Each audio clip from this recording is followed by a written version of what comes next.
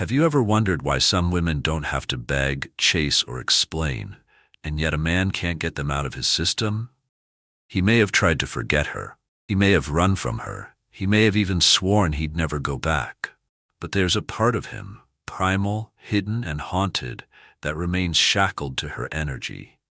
He's obsessed, and he's afraid. This woman isn't cruel. She isn't loud. She doesn't scream or perform. But she carries something many fear and few understand. The dark feminine, not as a weapon, but as an awakened force. She is not just a woman. She is an archetype, a mirror, a storm wrapped in velvet, the echo of every mystery he can't conquer, and every part of himself he cannot hide. In the language of Jung, she has met her shadow and made it her ally. While others run from their darkness, she dines with hers. She's not afraid of rage, desire, silence, or rejection. She has wrestled with her chaos and learned to make art of it. To him, she is intoxicating. But she is also terrifying, because she sees past his masks down to the fault lines of his ego. You see, when a woman becomes deeply intimate with her own psyche, she becomes immune to manipulation. Her love is not for sale. Her body is not currency. Her attention is not owed. And this disrupts everything the wounded masculine has been taught to expect. The man who has not faced his own darkness will feel deeply unsettled in her presence. And yet, he cannot look away. The first trait that consumes his thoughts and stirs his fear is not something she says or does. It's what she embodies. She walks with what Jung might call the energy of the Anima integrata, the integrated feminine soul. She is not fragmented between the good girl and the rebel, the nurturer and the siren. She is all of them, and none of them. She knows her contradictions and wears them like silk. Her light is not polite. Her grace is not innocent. Her sensuality does not ask for permission. And because she is not performing, he cannot predict her. To the unawakened man, unpredictability feels like danger. But to the part of him that longs to evolve, it feels like freedom. He is pulled toward her not because she gives him what he wants, but because she reminds him of what he lacks. She is a psychological invitation, a mirror reflecting both his potential and his limitations. And this mirror does not flatter. He might tell himself she's too much, that she's too intense, too calm, too sexual, too silent. But what he really fears is that she sees through him. She knows when he's posturing. She knows when his dominance is hollow. She knows when his confidence is performance, not embodiment. And in that moment, something ancient inside him begins to unravel. This is not a woman who needs to be impressed. This is not a woman who flinches at loneliness. She has sat in the depths of emotional winter and discovered that her worth is not seasonal. She is no longer addicted to attention. She is addicted to truth. And so when she looks at him, he feels seen, not just admired, but known. And it rattles the scaffolding of his ego. That's the obsession. That's the fear. She is not interested in rescuing the boy inside the man. She is not here to validate his unresolved mother wounds. She is not his therapist. She is not his fantasy. She is the mirror of his becoming. And unless he chooses to grow, he will choose to run. And yet he stays tethered. He checks her stories. He replays their conversations. He remembers her scent, her stillness, her stare. Because while she never begged, never chased, never pleaded, her absence now screams louder than any words could. He cannot replace her because he never really had her. She was never his to possess, only to experience.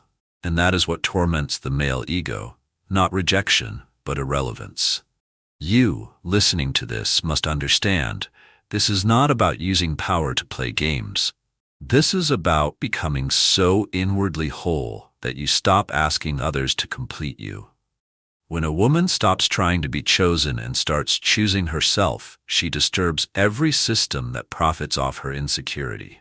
She is not the echo of someone else's desire. She is the voice, and that voice is magnetic. She doesn't need to prove that she's worthy of love. She knows that she is. She doesn't perform softness to soothe a man's fragility. She doesn't shrink her brilliance to protect his pride. She understands that if her fire scares him, it was never hers to dim. It was his to rise. And when he can't rise, he begins to obsess. There is something about a woman who owns her silence, not as submission but as sovereignty. In her stillness, she speaks louder than the woman who demands. While others negotiate for affection, she withdraws like the tide, leaving behind the imprint of everything she didn't say. And it's in that absence that he begins to spiral. He replays the moment she looked at him, not with admiration, but with clarity, as if she was not asking for his love, but measuring its depth, as if she could see the boy behind the man, the ache behind the arrogance. That second trait, the one that ignites both craving and dread, is her emotional detachment, not coldness, not apathy, but the sacred space between her and the world, forged from wounds turned into wisdom. This detachment is not the absence of love, it is the presence of discernment. She does not collapse into men. She does not dissolve into desire. She can love deeply, but she never abandons herself in the name of it. And that changes everything. Because most men are used to power games where attention is currency. They expect women to prove themselves, to perform vulnerability, to compete with ghosts of past lovers. But when he meets her, the rules collapse. Her attention is not transactional. Her love is not a negotiation. She chooses, not from fear of being alone, but from devotion to alignment, and that terrifies him. He cannot manipulate her with silence because she worships solitude. He cannot bait her with absence because she has met her loneliness and found power in it. He cannot confuse her with mixed signals because she reads energies louder than words. This woman doesn't panic when a man pulls away. She watches. She observes what the silence reveals, and when she sees who he really is beneath the performance, she lets go. This is how she earns his obsession, not by clinging, but by releasing, because in the moment he expects her to chase, she vanishes, and that vanishing becomes the loudest echo in his mind. He realizes too late that he was not the one evaluating her. She was evaluating him. And not just the mask he wears in public, but the inner architecture of his psyche. The boy he hides, the shame he buries, the weakness he tries to compensate with bravado. This is what the dark feminine reveals, not through force, but through presence. A presence so raw, so honest, so grounded, that it exposes the artificial. He begins to question himself in her wake. Was he ever in control? Or was he simply reacting to a woman who refused to need him? You see, when a woman reclaims her center, she becomes untouchable. Not because she's untouchable in spirit, but because she's no longer reaching outward to feel whole. She has done the inner excavation. She has sat at the altar of her own brokenness and stitched herself back together without applause. She knows the cost of self-betrayal, and she won't pay it again. So when he tries to lure her back with breadcrumbs, she doesn't bite. When he sends late-night messages testing her availability, she doesn't respond. When he posts pictures hoping to ignite jealousy, she doesn't flinch. Because she no longer feeds on drama, she feasts on peace. And that is what drives him mad. Not her beauty, not her words, but her freedom. He can't stand the thought of her being untouched by his absence. Because to the unevolved masculine, control is confused with connection. He believes that if he can control her emotions, he owns a part of her. But she is no longer for sale. She is no longer seduced by chaos. She has remembered who she is, and no fantasy of love will ever cost her that again. And now her distance is a mirror. It reflects his own emotional immaturity, his own avoidance, his own cowardice. She did not leave because she was fragile. She left because she saw the truth and chose herself over illusion. And that truth now lives in his mind, restless, unyielding, awake. You, the woman listening to this, must understand, Your worth is not measured by how tightly you hold, but by how wisely you release. Letting go is not weakness. It is a declaration of sovereignty. The woman who has mastered detachment is not heartless. She simply has a heart that beats for truth. And when you embody that energy, when your presence becomes the temple and not the offering, men will feel it. They will feel the pull and the terror. The pull toward your magnetism, the terror of their own inadequacy. And in that storm, something ancient will awaken. The man who is ready will rise. The man who is not will retreat. Either way, you remain unmoved. There is a third force that coils around the psyche of a man who meets her. And it is more ancient than beauty, more dangerous than lust, more unforgettable than love. It is her shadow, not hidden, not denied, but owned. This is the trait that unsettles him most. She has befriended the parts of herself that most women hide. She has danced with her rage. She has tasted her envy. She has faced the abyss of her shame and did not flinch. She is not fragmented. She is whole, not because she is pure, but because she is integrated. And this threatens him more than perfection ever could, because he, like most men, has been conditioned to love only the light, the softness, the sweetness, the approval. He was told to seek the woman who would complete him, fix him, mother him, admire him. But when he meets her, he meets himself. Not the mask, not the role, the raw self. She is not there to soothe his wounds, she reflects them. And reflection is a violent thing to the ego that has lived unexamined. She doesn't pretend to be a saint. She doesn't wear innocence like a costume. She is not ashamed of her desire, her anger, her darkness. And because she has nothing to hide, she cannot be controlled. A man cannot blackmail a woman who has already confessed her own sins to herself. He fears her because she is dangerous, not to others, but to the illusion of safety he has wrapped himself in. She is dangerous because she will not lie to be loved. She will not sweeten the truth. She will not bow to pride. And yet, she is not cruel. Her power does not crush, it awakens. And that awakening is violent, erotic, liberating, terrifying. He may feel drawn to her sexually, but it is not just her body he craves. It is the way she looks at him like she knows. Like she has read every chapter of his life and sees the pages he tried to tear out. She does not try to fix him. She does not try to heal him. She simply knows him, and that knowing feels holy and unbearable at once. Jung wrote that, one does not become enlightened by imagining figures of light, but by making the darkness conscious. That is exactly what she forces him to do, without speaking, without effort, without chasing. She embodies the confrontation, and his soul remembers. Because the truth is, every man carries shadows, unresolved guilt, hidden weakness, repressed need. Most try to outrun it through power, success, charm. But in her presence the game ends. She does not care for his mask. She does not clap for his performance. She wants to see the man beneath the armor. And he's not sure he wants to be seen.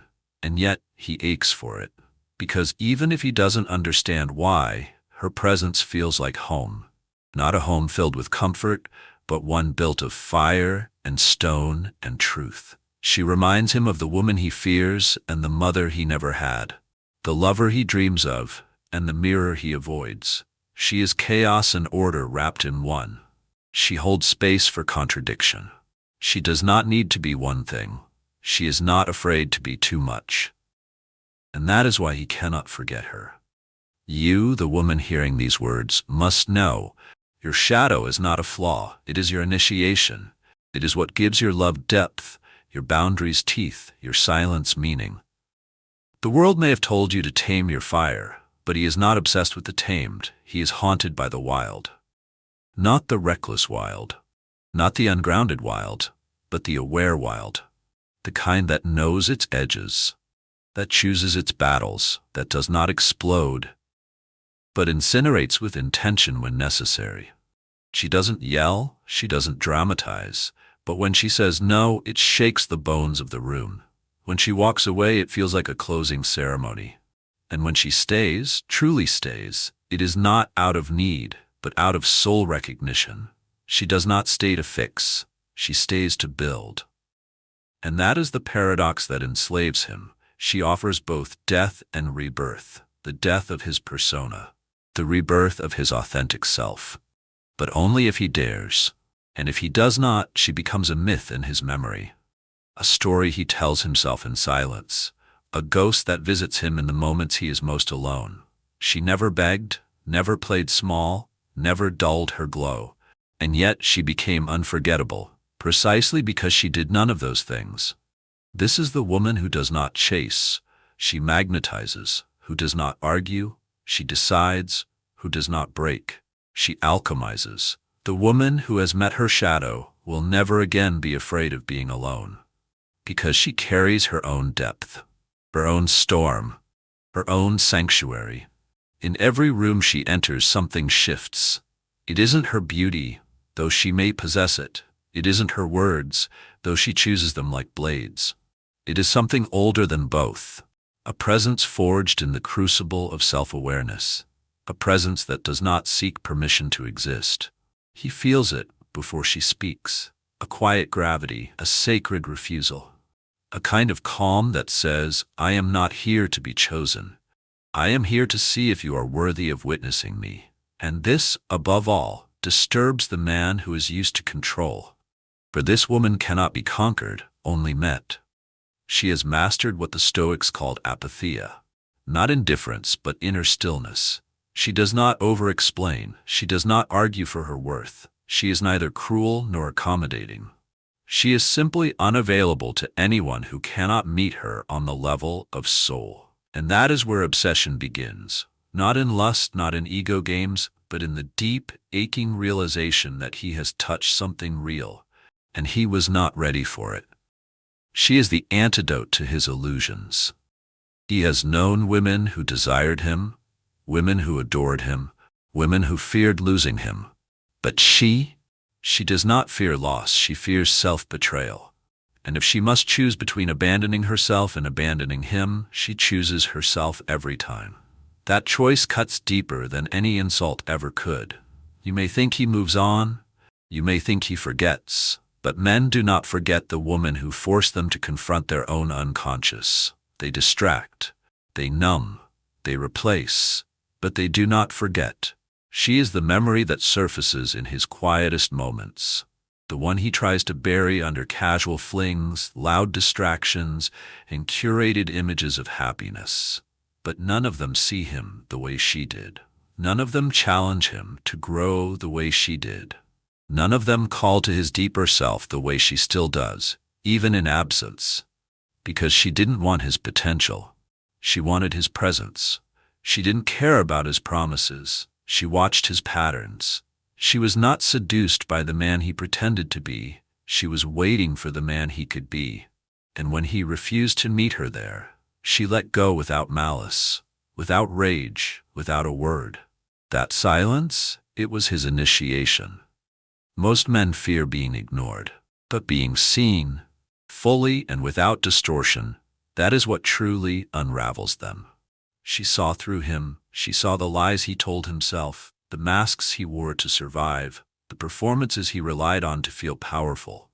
And in her gaze, those masks turned to ash. Because when a woman integrates her darkness, she becomes medicine. Not the sweet kind, the bitter kind, the kind that purges, that cleanses, that burns through falsehood.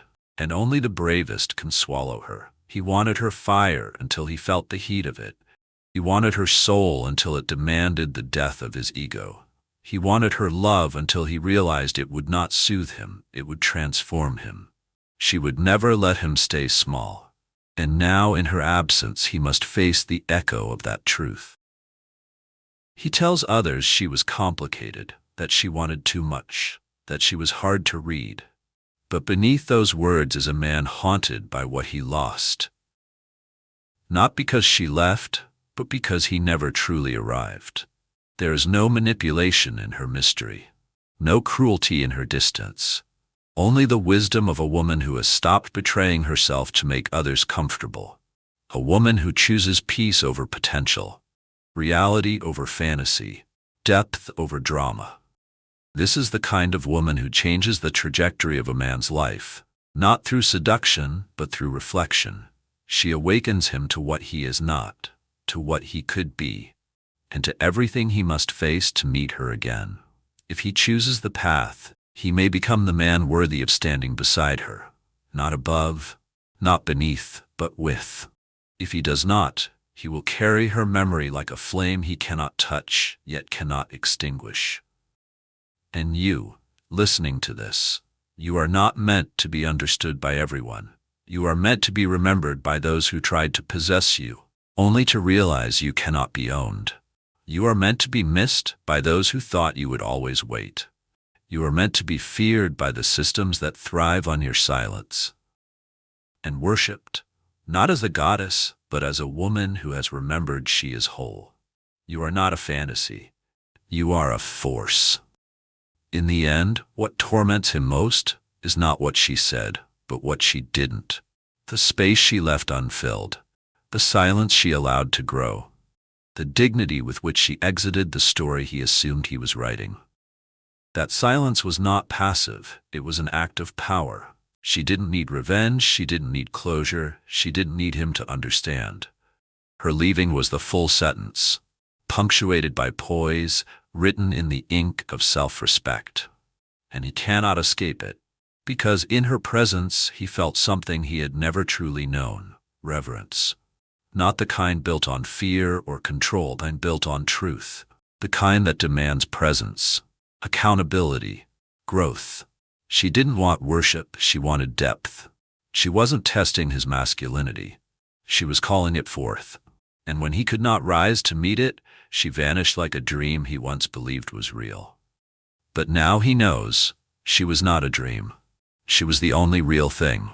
Because while others molded themselves to his needs, she remained unchanged. While others performed the version of woman he expected, she gave him the truth, raw, exquisite, and terrifying. While others feared being left, she walked first, and in doing so, she became unforgettable. That's the paradox of power in its purest form. It does not demand attention. It creates absence that speaks louder than presence ever could. And her absence now echoes through his bones. Because it wasn't just that she left, it was that she left while still loving herself. He thought she was a phase, but she was a threshold. She marked the boundary between who he was and who he could have become. A portal that closed not with bitterness, but with silence. She didn't curse him, she didn't shame him. She simply walked away, with grace that burned hotter than any fury. And now he is left to face himself. Not the self others applaud, the real self. The insecure, avoidant, fearful self that her presence illuminated. And until he does that work, the deep work, the painful work, every woman who follows will live in her shadow. Not because she was perfect, but because she was true. And truth haunts the liar. It haunts the performer. It haunts the man who could not meet it when it stood before him in heels and holy rage. But this story is not about him. It's about you. You. The woman who has learned to carry her pain like a crown. You, who no longer cries at the gate of a man who cannot see you. You who has felt the ache of rejection and still chose to open your heart to yourself. You who walks through the world no longer asking for validation, because you've built it into your bones. This is the path of individuation. Not comfort, but confrontation.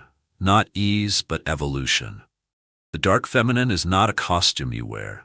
It is the soul you reclaim after generations of forgetting. It is the voice that says no more. No more shrinking. No more performing. No more waiting to be saved. Because the woman who knows her shadow does not beg to be loved. She chooses to love. Wisely, fiercely, and with boundaries like iron gates. She is not the girl in the fairy tale. She is the one who burned the script. She is not the happy ending. She is the awakening. And the man who meets her must decide, rise or run. If he rises, he will meet a love that reshapes him. If he runs, he will spend the rest of his life haunted by the woman who never needed to chase. So stand in your stillness, speak with your silence, own your shadow, choose yourself, not out of bitterness, but out of reverence. Because every time you choose yourself over comfort, illusion, or validation, you become more than just a woman. You become a mirror the world can no longer look away from. The woman who knows her worth doesn't chase. She chooses.